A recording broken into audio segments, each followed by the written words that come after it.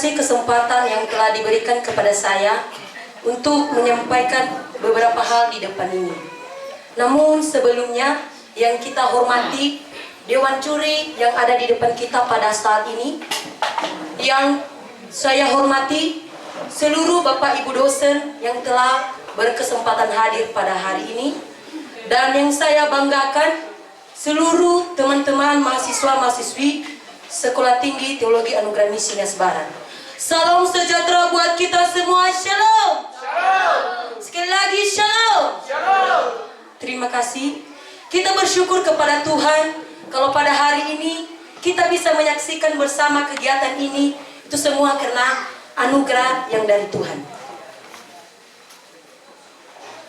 Mempercakapkan Injil di ruang publik itu adalah hal yang penting dilakukan. Karena di dalam Injil ada sesuatu. Karena di dalam Injil ada sesuatu.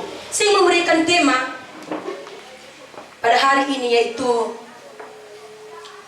love of the gospel. Sekali lagi, love of the gospel. Cinta akan Injil. Bapak, Ibu, dan saudara yang dikasihi Tuhan, cinta akan Injil adalah hal yang gampang didengarkan. Tetapi dalam melakukannya, dalam memberitakannya, butuh pengorbanan yang besar. Bahkan nyawa kita sekalipun, Bapak Ibu.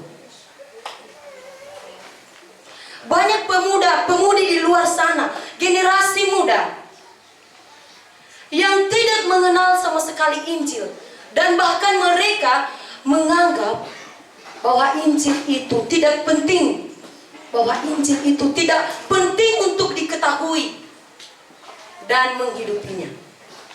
Terus dengan hal demikian, apa yang menjadi tanggung jawab, kewajiban kita Bapak Ibu yang dikasihi dalam nama Tuhan Yesus yang telah mengenal Injil itu sendiri? Apakah kita egois? Apakah kita egois dengan Injil yang telah kita dengarkan? Apakah hanya kita yang butuh keselamatan? Apakah orang lain tidak butuh keselamatan, Bapak Ibu? What's wrong with the gospel? Ada apa dengan Injil? Injil adalah kekuatan Allah. The gospel is the power of God. Roma pasal 1 ayat 16 sampai 17. Bahwa Injil adalah kekuatan Allah yang menyelamatkan seluruh orang percaya.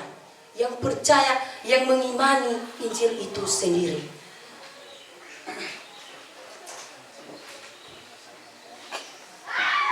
Kalau kita mempercayai Injil itu, apa yang kita lakukan? Apakah kita hanya sebatas cinta dengan Injil itu? Apakah kita hanya sebatas mengetahui, Bapak Ibu? Yang terpentingnya adalah tindakan kita. Love of the gospel. Cinta akan Injil artinya mencintai Injil itu sendiri. Bagaimana kalau kita mencintai Injil? Dengan menerimanya, melibatkan diri, memberitakannya di seluruh dunia. Seperti di dalam Kisah Para Rasul pasal 1 ayat 8. Bagaimana kita menjadi saksi terhadap Injil itu sendiri. Di Yerusalem dan di seluruh Yudea dan Samaria sampai ke ujung bumi. Apa itu Injil? Injil adalah berita baik tentang Yesus Kristus. Menceritakan tentang siapa Yesus itu. Dan apa yang dia lakukan. Dan apa yang dia lakukan di dalam dunia ini. Yaitu dia telah mati bagi kita, Bapak Ibu. Dia mati, dia dikuburkan, dan dia dibangkitkan untuk saya dan Bapak Ibu semua. Bapak Ibu yang dikasihi dalam nama Tuhan Yesus,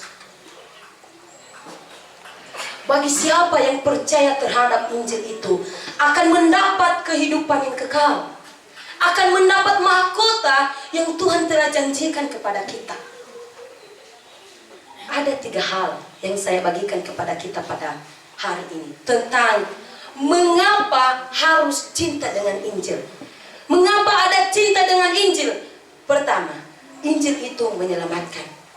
kita melihat bahwa semua orang yang sudah percaya, yang sudah menerima menghidupi Injil itu akan diselamatkan. Karena di luar kepercayaan dari Tuhan, kita tidak bisa diselamatkan, Bapak Ibu. Bahwa satu-satunya yang bisa menyelamatkan kita adalah Yesus Kristus. Kedua, yaitu Injil adalah yang terutama. Dalam melakukan segala sesuatu, kita harus memprioritaskan Injil itu. Menjadi dasar kita dalam melakukan segala sesuatu. Di dalam berkhotbah saja pasti diceritakan tentang Injil itu, yaitu tentang Yesus Kristus.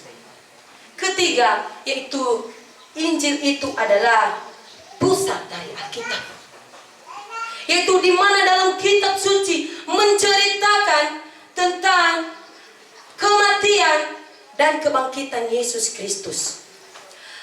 Tuhan Yesus bangkit, yaitu memberikan kita pertanda bahwa ada harapan bagi kita. Ada harapan bagi kita orang percaya kepadanya yang menerimanya sebagai juru selamat.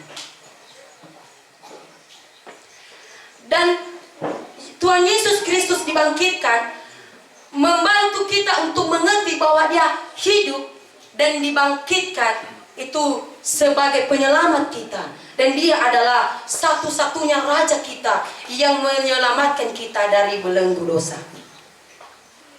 Dengan itu, saya menghimbau semua Bapak, Ibu, dan Saudara yang dikasihi Tuhan. Mari kita mencintai Injil itu sendiri dengan menerimanya dan melibatkan diri di dalamnya untuk memberitakan kabar baik tentang Yesus Kristus di seluruh dunia. Demikian saja yang bisa saya sampaikan di depan ini. Segala kesalahan, kesilapan mohon dimaklumi. Saya menutup pembahasan saya ini dengan pepatah yang mengatakan, kamu tidak perlu menjadi luar biasa untuk memulai, tapi kamu harus memulai untuk menjadi luar biasa. Mari kita lakukan bagian kita, dan selebihnya biar Tuhan yang melakukannya. Hari kemarin sudah berlalu, hari esok belum datang. Kita hanya memiliki hari ini untuk memberitakan Injil. Shalom.